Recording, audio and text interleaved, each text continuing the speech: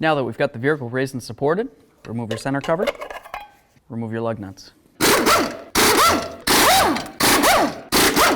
Remove the wheel. Okay, so now that the wheel's off, I can tell that these brakes are garbage. I'm going to have to replace the brakes. I don't know if you will on your application.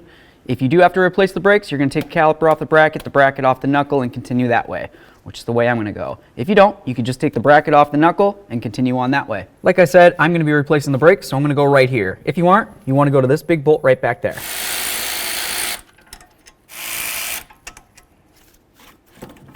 Remove the bracket bolts with an 18mm.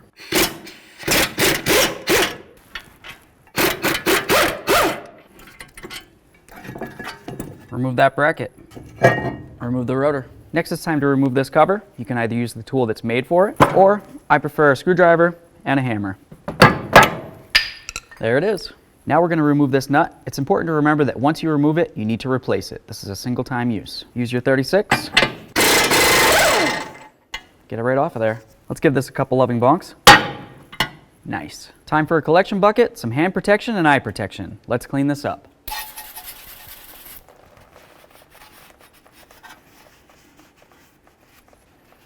Very nice. We've got our new TRQ bearing, and it even came with torque specs. Let's get our bearing up on here. Slides right on. Got your brand new nut. Let's snug it up and torque it down.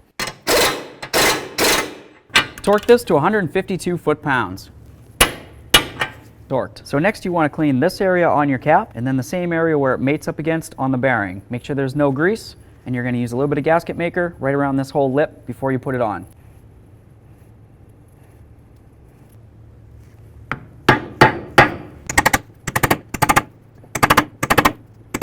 Make sure this cap is completely sealed to keep all moisture out of there. Clean off your mess. If you're reusing your old brakes, make sure you clean up the area where the hub's going to rag. It's time to install that cleaned and prepped caliper bracket. I've got my 2 bolts. I used a little bit of thread locker because that's how I roll. Bottom these out. Torque these to 70 foot-pounds. Time to install the pads. Slide them right into that bracket. If for some reason you feel as though you have to use a hammer to get them in, odds are the bracket's not clean enough and you're going to have major issues driving down the road. This feels great. Grab that caliper, get it right up on here. I've got my 2 bolts, a little bit of thread locker, start them both in and bottom them out.